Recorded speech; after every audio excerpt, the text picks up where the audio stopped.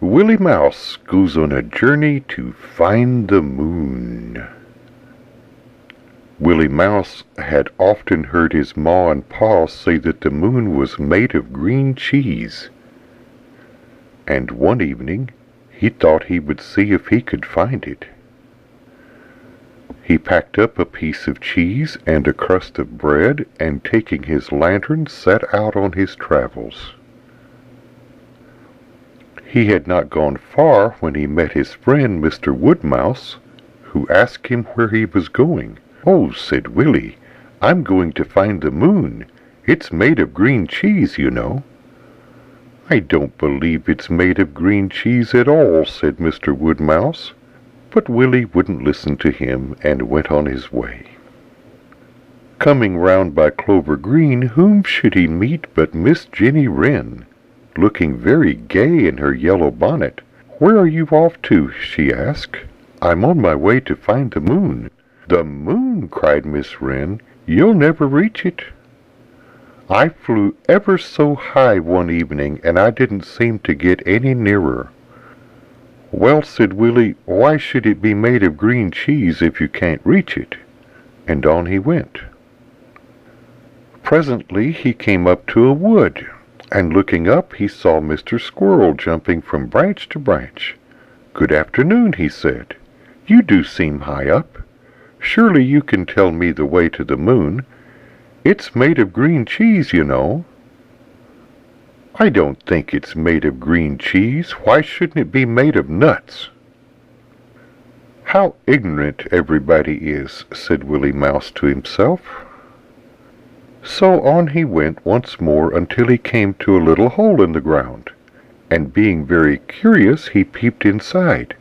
There sat Mrs. Mole, who came out when she saw him. "Do you live down there?" asked Willie politely. "Yes," replied Mrs. Mole.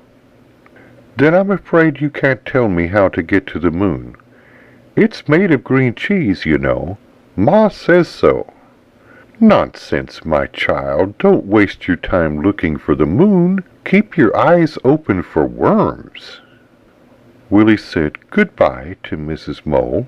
Then he sat down and opened his parcel because it was getting late and he thought he'd better have some dinner.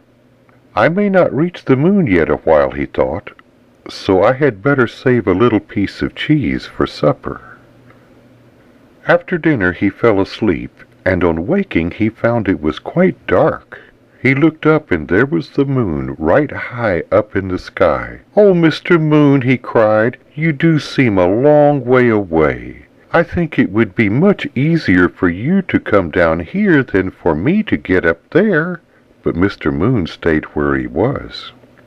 Looking up, Willie Mouse saw two big eyes gleaming in the dark. They belonged to Mrs. Owl, and as Willie was only a little mouse, he didn't know that Mrs. Owl had a special liking for little mice. "Please, Mrs. Owl," said he, "how can I get to the moon?" Down flew Mrs. Owl. "This is the way to the moon," she said, and she caught him up in her beak and carried him back to the owl house where she lived. When Willie Mouse saw all the owlets with their beaks gaping open, he began to be frightened, for he feared that Mrs. Owl was going to eat him all up. But he didn't know that a good green elf who lived in the trunk of the tree was near at hand. And just as Mrs. Owl opened her beak, the leaves rustled, and there stood Mr. Elf, who jumped to the ground with Willie on his back. When the good green elf had shown him the way home, he thought he would ask him if the moon were really made of green cheese. But all of a sudden Mr. Elf disappeared, and Willie Mouse still thinks that one day he will find the moon and have enough cheese to last him all his life. But he will wait until he is a little older and bigger before he tries to jump to the moon. And perhaps by that time he may be wiser too.